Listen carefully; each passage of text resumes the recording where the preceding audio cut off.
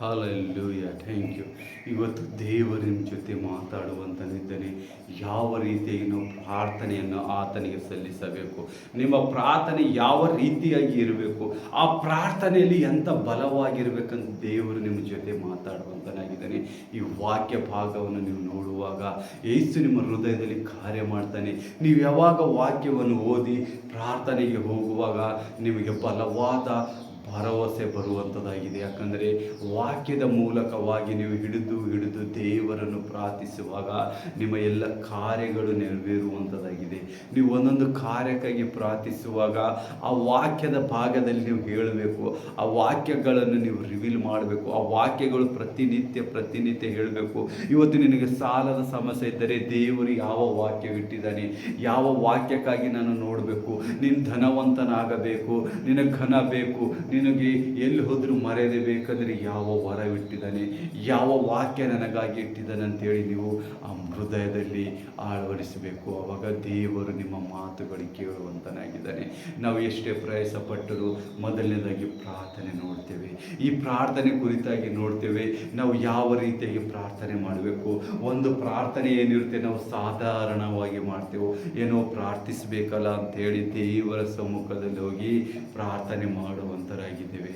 ಮತ್ತು ಇನ್ನೊಂದು ಜಾವದಲ್ಲಿ ಏನಿರ್ತದೆ, ನಮ್ಮ ಹೃದಯದ ಭಾರಗಳಿಂದ ನಾವು ಪ್ರಾರ್ಥಿಸುತ್ತೇವೆ. ಇನ್ನೊಂದು ಪ್ರಾರ್ಥನೆ ಏನಾಗುತ್ತೇವೆ, ಬಲವಾಗಿ ನಂಬಿಕೆ ಉಳ್ಳ ಪ್ರಾರ್ಥನೆ ಇರುತ್ತೆ. ಈ ಬಲವಾದ ನಂಬಿಕೆ ಪ್ರಾರ್ಥನೆ ಯೇಸುವಿಗೆ ತುಂಬ ಇಷ್ಟವಾಗಿತ್ತು.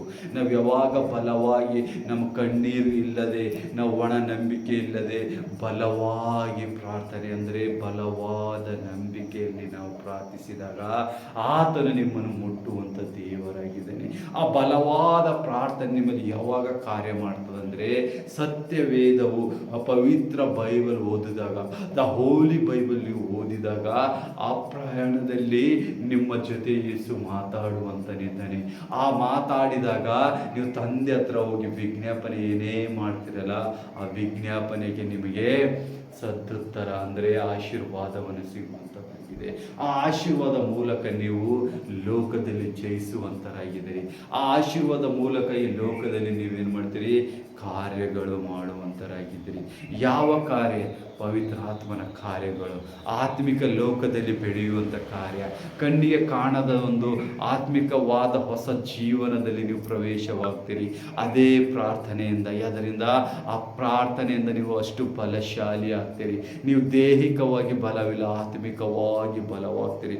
ಆತ್ಮಿಕವಾಗಿ ನಿಮ್ಮಲ್ಲಿ ಅದು ಉರಿಯುವ ಜ್ವಾಲೆ ಉರಿಯುತ್ತಾ ಬರುತ್ತೆ. ಆ ಬಲವಾದ ಆತ್ಮಿಕ ಬಲದಲ್ಲಿ ನೀವು ಬಲವಾಗಿ ಕಾರ್ಯ ಮಾಡ್ತೀರಿ. ನಿಮ್ಮ ಸಮ್ಮುಖದಲ್ಲಿ ಯಾವ ದುಷ್ಟಾತ್ಮವು ನಿಲ್ಲುವುದಿಲ್ಲ, ನಿಮ್ಮ ಸಮ್ಮುಖದಲ್ಲಿ ಯಾವ ಚಿಂತೆಗಳು ನಿಲ್ಲುವುದಿಲ್ಲ, ನಿಮ್ಮ ಸಮ್ಮುಖದಲ್ಲಿ ಯಾರು ಹಿಂಸಿಸುವರಿಲ್ಲ. ನೀವು ಉನ್ನತ ಅಭಿವೃದ್ಧಿಯಾಗಿ ಪಡುವಂತರಾಗಿದೆ.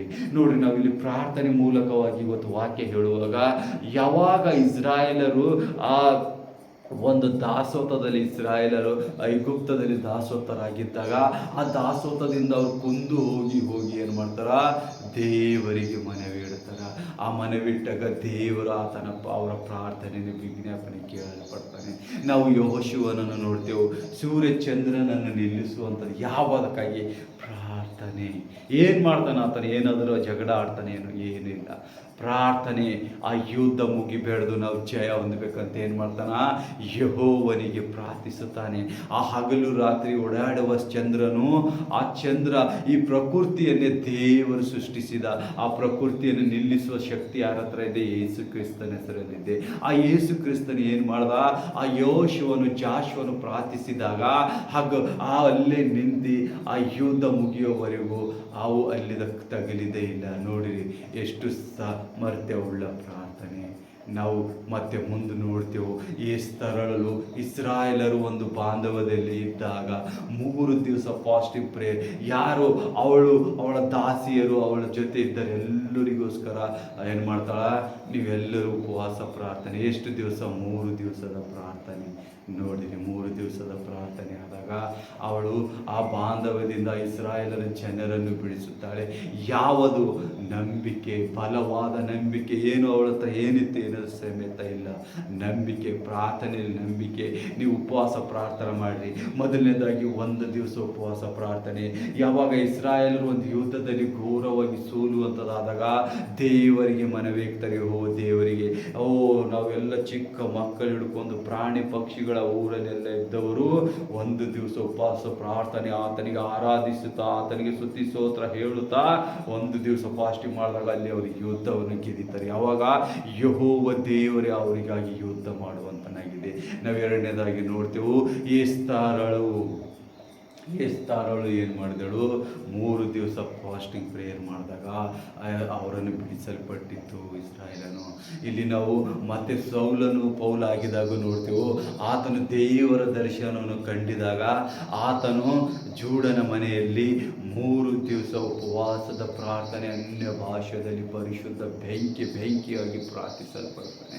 ನೋಡಿ, ದೇವರ ಒಂದು ಮುಟ್ಟುಕೆ, ದೇವರ ಒಂದು ಕರೆ ಯಾವಾಗ ನಿಮ್ಮ ಹತ್ರ ಇಳಿದು ಬರುತ್ತದೆ ಅಂತೇಳಿ ನಿಮಗೂ ಗೊತ್ತಿಲ್ಲ. ಯಾಕಂದರೆ ಆತ ನಮಗೆ ಆರಿಸಲ್ಪಟ್ಟಿದೆ, ನಾವು ಆತನಿಗೆ ಆರಿಸುವುದಿಲ್ಲ. ನಮ್ಮಲ್ಲಿ ಅಂಥ ಸಾಮರ್ಥ್ಯವಿಲ್ಲ, ನಾವು ಅಷ್ಟು ಪಾಪಿಗಳಾಗಿದ್ದೆವು. ಆ 3 ದಿವಸ ಪ್ರಾರ್ಥನೆಯಲ್ಲಿ ಸೌಲನು ಹೋಗಿ ಪೌಲನಾಗುತ್ತಾನೆ. ಯಾವ ರೀತಿಯಾಗಿ ದೇವರ ಅಭಿಷೇಕ ಆತನ ಮೇಲೆ ಇಳಿದು ಬಂತು ನೋಡಿರಿ. ನಾವು ಅದೇ ರೀತಿ ನೋಡ್ತೀವಿ. 7 ದಿವಸ ಪ್ರಾರ್ಥನೆಗಳು ಮಾಡಬೇಕು. 7 ದಿವಸದಲ್ಲಿ ನಾವು ಬಲವಾಗಿ ಕಾರ್ಯಗಳು ಮಾಡ್ತೇವೆ.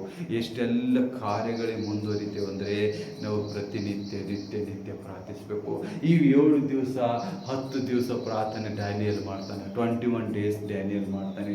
ಆತನಿಗೆ ಪ್ರತಿ ಉತ್ತರ ಅವಾಗಿಂದ ಅವಾಗ ಸಿಗ್ತದೆ. ಆತನ ಜ್ಞಾನ ವಿವೇಕ ಹೆಚ್ಚಾಗುತ್ತದೆ. ಮತ್ತು ತಂದೆ ಆದ ಯೇಸು ಕ್ರಿಸ್ತ 40 ದಿವಸ ಉಪವಾಸ ಪ್ರಾರ್ಥನೆ ಮಾಡಿ ಆತನ ಬಲ ಹೊಂದಿ ಆತನು ತನ್ನ ಬಂದಿದ್ದ ಕಾರ್ಯವನ್ನು ಎಲ್ಲ ಫುಲ್ಫಿಲ್ಮೆಂಟನ್ನು ಮಾಡ್ತಾನೆ. ಮೋಶೆ 40 ದಿವಸ ಸೀನಾಯಿ ಬೆಟ್ಟದಲ್ಲಿ ಯೇಸುವಿನ ಸಮ್ಮುಖದಲ್ಲಿ 40 ದಿವಸ ಪ್ರಾರ್ಥನೆ ಮಾಡ್ತಾನೆ, 40 ದಿವಸ ಉಪವಾಸನು ಮಾಡ್ತಾನೆ. ಅವರಿಗೆಲ್ಲ ಎಲ್ಲಿಂದ ಶಕ್ತಿ ಬಂತು, ಎಲ್ಲಿಂದ ಈ ಮಹತ್ವ ಕಾರ್ಯಗಳು ಮಾಡುವಂಥ ಕಾರ್ಯಗಳು ಅವ್ರಿಗೆ ಹುಟ್ಟಿತ್ತು? ಯೇಸುವಿನ ಸಮ್ಮುಖದ ಹೋಗಿ ಯೇಸುವೇ ನನ್ನ ತಂದೆ ಅಂತ ಹೇಳಿ ಕೂತಿದಾಗ. ನೀವು ಇವತ್ತು ಬರೀ ಮನಸ್ಸಾಗಿ ನಾನು ಏನು ಮಾಡಿ 1 ತಾಸು ನನಗೆ ಉಪವಾಸ ಇರ್ಲಿಕ್ಕಾಗುವುದಿಲ್ಲ, 1 ತಾಸು ನನಗೆ ನೀರು ಕುಡಿದಿರೆ ಆಗಲ್ಲ ಅಂತ ಹೇಳ್ತೀರಿ. ಆದರೆ ದೇವರ ಸಮ್ಮುಖದಲ್ಲಿ ಯಾವುದು ಅಸಾಧ್ಯವಾಗಿದ್ದಿಲ್ಲ. ನೀವು ನಂಬಿ ಉಪವಾಸದಿಂದ ಪ್ರಾರ್ಥನೆ ಮಾಡಿರಿ.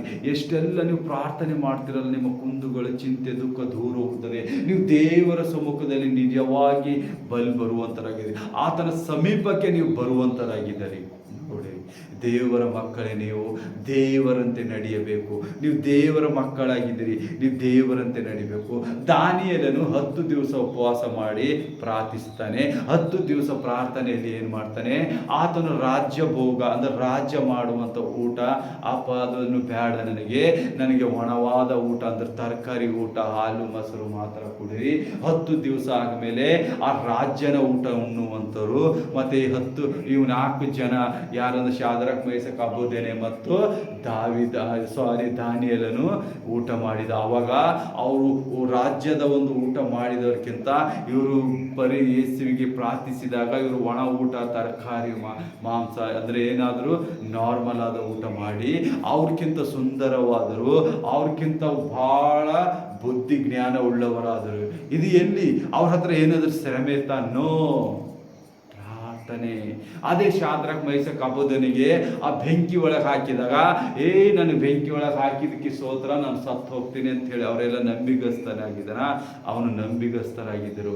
ಅವರು ಆ ನಂಬಿಗಸ್ತನಲ್ಲಿ ಬಿದ್ದಿಲ್ಲ. ನಂಬಿಗಸ್ತರಾದಾಗ ಏನು ಮಾಡಿದ್ರು, ಆ ಉರಿಯುವ ಬೆಂಕಿಯಲ್ಲಿ ಪ್ರಾರ್ಥಿಸಿದರು. ಅದೇ ದಾನಿಯೇಲನ್ನು ನೋಡ್ತೇವೆ, ಆ ಗವಿ ಒಳಗೆ ಹಾಕಿದಾಗ ಸಿಂಹಗಳ ಬಾಯಿ ಕಟ್ಟಿದ ಆ ಪವಿತ್ರಾತ್ಮ ದೇವರಲ್ಲಿ ವಾಸ ಮಾಡೋದು ಯಾರು?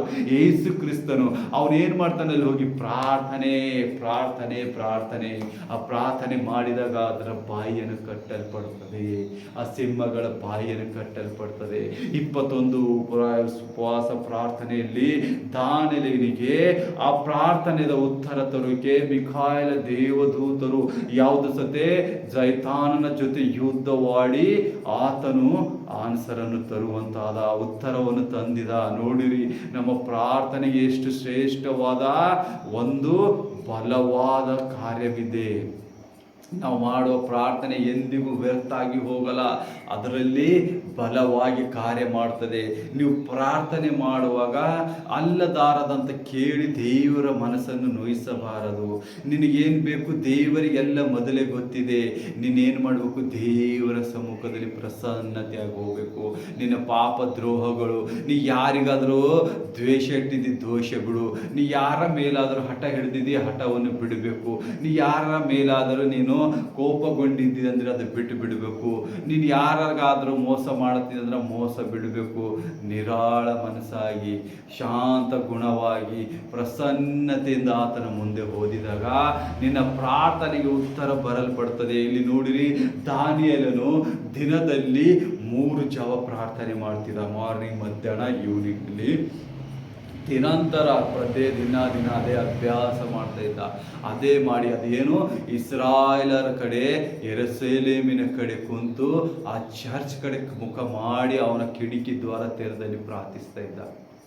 ನಾವು ದಾನಿಯೇಲನ್ನು ನೋಡಿದಾಗ ಮತ್ತು ನಾವು ಇಲ್ಲಿ ದಾವೀದ ರಾಜನನ್ನು ನೋಡ್ತೇವೆ. ಅವ ದಿನಕ್ಕೆ ಎಷ್ಟು 7 ಸರ್ತಿ ಪ್ರಾರ್ಥಿಸುವಂತನಾಗಿದ್ದ. ನೋಡಿರಿ ಪ್ರಿಯರೇ, ನಾವು ಪ್ರಾರ್ಥನೆಯಲ್ಲಿ ಹೆಚ್ಚಾಗಿ ಕಾರ್ಯ ಮಾಡಬೇಕು. ಅಲ್ಲಿಂದ ನಾವು ಮತ್ತೆ ಇಸಾಕನನ್ನು ನೋಡ್ತೇವೆ. ಆತನು ಸಂಜೆ ಆಗುವಾಗ ಅಡವಿಗೆ ಹೋಗಿ ಪ್ರಾರ್ಥಿಸುವಂತನಾಗಿದ್ದಾನೆ. ಬಹಳಷ್ಟು ಹೇಳಿದರೆ ಇನ್ನೂ ಹೆಚ್ಚಾಗಿದೆ ಪ್ರಾರ್ಥನೆಯಲ್ಲಿ. ನೀವು ಪ್ರಾರ್ಥನೆಯಲ್ಲಿ ಹೆಚ್ಚಾಗಿ ಬೆಳೆಯಬೇಕು. ನೀವು ಎಷ್ಟೆಲ್ಲ ಪ್ರಾರ್ಥನೆ ಮಾಡ್ತೀರಿ. ನಾವು ಹೊಸ ಒಡಂಬಡಿಕೆಯಲ್ಲಿ ನೋಡ್ತೀವಿ, ದೇವರು ಶೋಧನೆಗೆ ಒಳಗಾಗಲಿಕ್ಕಿಂತ ಮೊದಲು ಏನಂತಾನ, ಎಲ್ಲರನ್ನು ಪ್ರಾರ್ಥಿಸಿರಿ. ಮತ್ತೆ ಶಿಷ್ಯರು ಏನು ಕೇಳ್ತಾರೆ, ಏಸಪ್ಪ ನಾವು ಯಾವ ರೀತಿಯಾಗಿ ಪ್ರಾರ್ಥಿಸಬೇಕೆನ್ನುವ ಪರಲೋಕವೇ ನನ್ನ ತಂದೆ ಎನ್ನುವ ಪರಲೋಕ ಪ್ರಾರ್ಥನೆ ಅವ್ರಿಗೆ ಹೇಳಲ್ಪಡ್ತಾರೆ. ಅದಕ್ಕಾಗಿ ದೇವರು ಯಾವಾಗ ಹೇಳ್ತಾನೆ, ನೀವು ಪ್ರಾರ್ಥನೆ ಮಾಡಿರಿ. ಎಲ್ಲ ಮುಂದೆ ಬರುವ ಹೊಸ ಒಡಂಬಡಿಕೆಯಲ್ಲಿ ಎಲ್ಲರೂ ಆತನಿಗೆ ದಿನ ರಾತ್ರಿಯೆಲ್ಲ ಪ್ರಾರ್ಥನೆ, ದಿನ ರಾತ್ರಿಯೆಲ್ಲ ಸೇವೆಯಲ್ಲಿ ಅವರು ಕಾಲ ಕಲಿದರು. ಯೇಸುವೆ ನಾವು ಏನು ಉಟ್ಕೋಬೇಕು, ಏನು ಊಟ ಮಾಡಬೇಕು, ನಾವು ಎಲ್ಲಿಗೆ ಹೋಗಬೇಕು, ಯಾವ ರೀತಿಯಾಗಿ ಸುವಾರ್ತೆ ಸಾರಬೇಕು, ಯಾವ ರೀತಿಯಾಗಿ ಸ್ವಸ್ಥತೆ ಮಾಡಬೇಕಂತ ಚಿಂತಿಸಿಲ್ಲ. ಯೇಸುವಿನ ಸಮ್ಮುಖದ ಹೋಗಿ ಪ್ರಾರ್ಥನೆ ಮಾಡಿದರೆ ಯೇಸು ಏನು ಮಾಡ್ದ, ಅವರಿಗೆ ಮಾರ್ಗಗಳನ್ನು ತೆರಿತಾ ಹೋದ. ಎಲ್ಲ ಮಾರ್ಗಗಳು ಇವತ್ತು ನಿಮ್ಮ ದುಃಖ, ಚಿಂತೆ, ಭಾರ, ಮಾಟ, ಮಂತ್ರ, ಎಲ್ಲ ವೈರಿಗಳ ಕುತಂತ್ರಗಳು, ರೋಗಗಳು, ಎಲ್ಲ ದ್ವಾರಗಳು ಮುರಿಯಲ್ಪಡ್ತಾನೆ ಯೇಸು ಯಾವಾಗ ನೀನು ಪ್ರಾರ್ಥನೆ ಮಾಡ್ತಿ. ನೋಡಿ ಯಾವ ರೀತಿಯಾಗಿ 12 ಆ ಮಂದಿ ಅಪೊಸ್ತಲರಾದ ದೇವರ ಶಿಷ್ಯರಾಗಿದ್ದ. ಅವರು ಯಾರಾದರೂ ಕೇಳಿಸಿದರ, ಇದು ನೀ ಹಿಂಗೆ ಮಾಡು, ನೀ ಈ ರೀತಿಯಾಗಿ ನೀ ಸತ್ಯವಿದೆ ಬರೆಯೋದಿಲ್ಲ. ಪವಿತ್ರಾತ್ಮ ದೇವರವರಲ್ಲಿ ವಾಸವಾಗಿದ್ದ. ಆ ಪವಿತ್ರಾತ್ಮ ದೇವರು ಯಾವಾಗ ಬರ್ತಾನಂದ್ರೆ, ನೀವು ನಿಮ್ಮ ಪಾಪಗಳನ್ನು ಅರಿಕೆ ಮಾಡಿ ಬರಬೇಕಾದ ಯೇಸು ಕ್ರಿಸ್ತನು ಈತನೇ ಮಸಿಯನಂತ ಹೇಳಿ ಆತನನ್ನು ನಂಬಿದಾಗ ಆ ನಂಬಿಕೆ ಮೂಲಕ ನಿಮಗೆ ಏನಾಗ್ತದ, ಮುಂದುವರಿಯಲ್ಪಡ್ತದ. ನೀವು ಪವಿತ್ರಾತ್ಮನಾಗಿ ಅಭಿಷೇಕ ಉಳ್ಳವರಾಗಿ ಪವಿತ್ರಾತ್ಮನಲ್ಲಿ ನಡೆಯುವಾಗ ಆತ ನಿಮ್ಮ ಪ್ರಾರ್ಥನೆಯನ್ನು ಕೇಳಿ ನಿಮ್ಮ ಪ್ರಾರ್ಥನೆಗೆ ಆನ್ಸರ್ ಕೊಟ್ಟು ನಿಮ್ಮ ಪ್ರಾರ್ಥನೆಯಲ್ಲಿ ನಿತ್ಯ ನೀವು ನಡೆಯುವಾಗ ನಿಮ್ಮ ಬರುವ ಸಮಸ್ಯೆಗೆ ಯಾವ ಮಾರ್ಗ ಹಿಡಿಬೇಕಂತ ಹೇಳಿ ನಿಮಗೂ ಬೋಧಿಸುವಂತ, ನಿಮ್ಮ ಹೃದಯದಲ್ಲಿ ಮಾತಾಡ್ತಾನೆ, ನಿಮ್ಮನ್ನು ಯಾರಾದರ ಮೂಲಕ ನಿಮಗೆ ಸಹಾಯ ಮಾಡುವಂತನಾಗಿದ್ದಾನೆ ಪವಿತ್ರಾತ್ಮ ದೇವರು. ಯೇಸು ಕ್ರಿಸ್ತನು ಬಲವಾಗಿ ನಿಮ್ಮಲ್ಲಿ ಕಾರ್ಯ ಮಾಡಬೇಕಾದರೆ ಆತನಿಗೆ ಮೊದಲನೇದಾಗಿ ಪ್ರಾರ್ಥನೆ, ಎಡಬಿಡದೆ ಪ್ರಾರ್ಥನೆ. ನಾನು ನಿನ್ನೆ ವಾಕ್ಯದಲ್ಲಿ ಹೇಳಿದ್ದೇನೆ, ಸಾಧಾರಣವಾಗಿ ನಾವು ಜನರು ಯೇಸುವಿನ ಸಮ್ಮುಖದಲ್ಲಿ ಹೋಗಿ ನೀನು ಮುಂಜಾನೆ 1 ತಾಸು, ಮಧ್ಯಾಹ್ನ 1 ತಾಸು ಮಾಡಬಹುದು ಪ್ರಾರ್ಥನೆ. ಇಲ್ಲಾಂದರೆ ನೀವು ಮುಂಜಾನೆ ಏಳುವಾಗ 1 ತಾಸು ಪ್ರಾರ್ಥನೆ, ನೈಟ್ ಮಲಗುವಾಗ 1 ತಾಸು ಪ್ರಾರ್ಥನೆ, ಮಧ್ಯಾಹ್ನದಲ್ಲಿ 1 ½ ಪ್ರಾರ್ಥನೆ ಮಾಡಿದಾಗ ನಿನ್ನ ದಿನದ ಕೆಲಸಗಳು, ನಿನ್ನ ಮಾಟ ಮಂತ್ರಗಳು, ನೀನು ಎಲ್ಲಿ ಸ್ಟಕ್ ಆಗಿದೆ ಅವೆಲ್ಲ ದ್ವಾರಗಳು ತೆರೆಯುತ್ತಾ ಏಸಾಗಿದೆ. ಅದೇ ಪಾಸ್ಟರ್ಗಳಿಗಾಗಿ, ಸೇವೆ ಮಾಡುವವರಿಗಾಗಿ ದಿನದಲ್ಲಿನೇ 1 ದಿನಕ್ಕೆ 4 ಗಂಟೆನಾದರೂ ಪ್ರಾರ್ಥಿಸಬೇಕು. ಇನ್ನು ಹೆಚ್ಚಾಗಿ ನಾವು ಪ್ರಾರ್ಥಿಸಿದರೆ ಇನ್ನು ಅಷ್ಟಾಗಿ ನಮ್ಮ ಪ್ರಸನ್ನತೆ ಬೆಂಕಿಯಾಗಿ ಇಡ್ತೀವಿ. ಆತನ ಸಾಮರ್ಥ್ಯವಿರುವಂಥ ಪವಿತ್ರಾತ್ಮನವು ಫಲಗಳಿಂದ ನಡಿದೆವು, ಆತ್ಮನ ವರಗಳಿಂದ ಬಲವಾಗಿ ಹೇಳ್ತೇವೆ. ಯಾವಾಗ ನಿನ್ನಲ್ಲಿ ಫಲಗಳು ಬಂಧಿಸ್ತಿದ್ರೆ ಅವಾಗ ನಿಲ್ಲಿರ್ತಾವಲ್ಲ, ಆಗ ಪವಿತ್ರಾತ್ಮನ ವರದಿಂದ ನೀನು ತುಂಬಲ್ಪಡ್ತಿ. ಆ ಆತ್ಮನ ವರಗಳಿಂದ ನೀನು ತುಂಬಿದಾಗ ನೀನು ಹೊಸ ಕಾರ್ಯಗಳು ಮಾಡುವಂತ ಮಾಡುವಂತನಾಗಿದ್ದೀನಿ. ಯೇಸು ಕ್ರಿಸ್ತನ ಈ ಲೋಕದ ಮೇಲೆ ಬಂದಿದ್ದ ಏನೇನು ಕಾರ್ಯಗಳು ಮಾಡಿದಾನೆ, ಅದ್ಭುತ ಕಾರ್ಯ, ಸೂಚೆಯ ಕಾರ್ಯ, ಮಹಾಸೂಚೆಯ ಕಾರ್ಯ, ನನ್ನ ರೋಗಗಳು ವಾಸಿ ಮಾಡಿ ನಮ್ಮ ದುರಾತ್ಮಗಳನ್ನು ಓಡಿಸಿದ್ದಾನೆ. ನೀರಿನ ಮೇಲೆ ನಡೆದಿದ್ದಾನೆ, ಸತ್ತಿದ ಹುಡುಗಿಯನ್ನು ಎಬ್ಬಿಸಿದ್ದಾನೆ, ಸತ್ತಿದ ಲಾಜರನ್ನು ಎಬ್ಬಿಸಿದ್ದಾನೆ. ಆ ಪ್ರಧಾನ ಮಂತ್ರಿಯ ಒಂದು ಆಳನ್ನು ಆ ರೋಗದಲ್ಲಿ ಬಿದ್ದಾಗ ಅವನನ್ನು ಇಲ್ಲಿಂದನೇ ಪ್ರಾರ್ಥಿಸು ಅಂತೇಳಿ ಅವನು ಎಷ್ಟಾಗಿ ನಂಬಿಗಸ್ತನಾಗಿ ಬರ್ತಾನೆ, ಅದೇ ರೀತಿಯಾಗಿ ನೀವು ನಂಬಿಕೆಯಾಗಿ ತೋರಿಸ್ಬೇಕು. ಆತನ ಆಳಿಗಾಗಿ ಆತನೇನು ಮಾಡ್ತಾನ, ಜೀಸಸ್ ಹತ್ರ ಬಂದು ಮನವಿ ಮಾಡ್ತಾನ. ನಾನು ಹೋಗು ಅಂದರೆ 10 ಜನ ಹೋಗುತ್ತಾರೆ, ಬಾ ಅಂದರೆ 10 ಜನ ಬರ್ತಾರೆ. ಆದರೆ ನಾನು ಅಷ್ಟು ಯೋಗ್ಯನಲ್ಲ ನಿನ್ನ ಹತ್ರ ನಿಲ್ಲುವುದಕ್ಕೆ, ನೀನು ಇಲ್ಲಿಂದನೇ ಪ್ರಾರ್ಥನೆ ಮಾಡು ಏಸಪ್ಪ, ನನ್ನ ಆಳಿಗೆ ಸ್ವಸ್ಥ ಆಗುತ್ತದೆ ಅಂತ ಹೇಳಿದಾಗ, ಆ ಚೀಫ್ ಪ್ರಧಾನನು ಹೇಳಿದಾಗ ಯೇಸು ನಂಬಿ, ನೋಡಿ ಇಂಥ ವಿಶ್ವಾಸ ನಾನು ಯಾರಲ್ಲಿ ಕಂಡಿಲ್ಲ ಅಂತ ಹೇಳ್ತಾನ. ಅಂಥ ವಿಶ್ವಾಸ ನಮಗಿರಬೇಕು. ನೀ ಹೇಳ್ಬೋದು, ಯೇಸುವೆ ನಾನು ನಂಬಿದ್ದೇನೆ, ನನ್ನ ರೋಗಗಳು ಹೋಗಿದವ, ಯೇಸುವೆ ನನ್ನ ಸಾಲಗಳು ನೀಗಿದವ, ಯೇಸುವೆ ನನ್ನ ಬಿಸ್ನೆಸ್ ಬಲವಾಗಿ ನಡೀತಾ ಇದೆ ಅಂತೇಳಿ ನೀವು ಬಾಯಿಂದ ರಿವೀಲ್ ಮಾಡಬೇಕು ಯಾವಾಗಲೂ. ಆವಾಗ ಕಾರ್ಯ ಆಗ್ತದ. ಅದು ಅಲ್ಲ ಆಗ್ಬೇಕಾದ್ರೆ ಮೊದಲನೇದಾಗಿ ನೀವು ಪ್ರಾರ್ಥನೆ. ಎಸ್, ಪ್ರಾರ್ಥನೆ.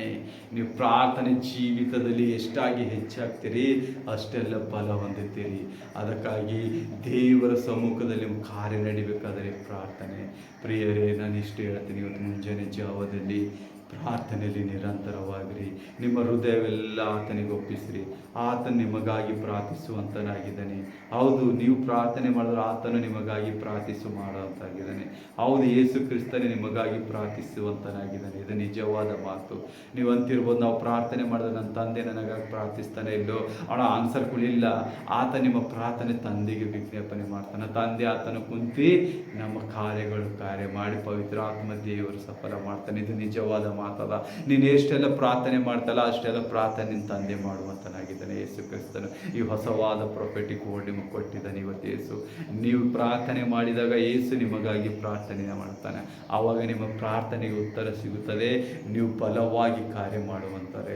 ಈ ವಾಕ್ಯ ಕೊಟ್ಟಿದ್ದಕ್ಕಾಗಿ ಸ್ತೋತ್ರ ಯೇಸಪ್ಪ. ಈ ಮಕ್ಕಳ ಮೇಲಿನ ಆಶೀರ್ವಾದ ಅಭಿಷೇಕದ ಮಳೆಯಿಂದ ಸುರಿಸಿ ಈ ಮಕ್ಕಳ ಮೇಲೆ ಬಲವಾದ ಕಾರ್ಯವನ್ನು ಮಾಡು. ಯೇಸು ಕ್ರಿಸ್ತನ ಹೆಸರ ಮೇಲೆ ಎಲ್ಲರಿಗೂ ವಾಕ್ಯವನ್ನು ಸ್ವೀಕರಿಸಿದ್ದಕ್ಕಾಗಿ ಸ್ತೋತ್ರ. ಹೋಲಿ ಗೋಸ್ಟ್ ಫೈರ್.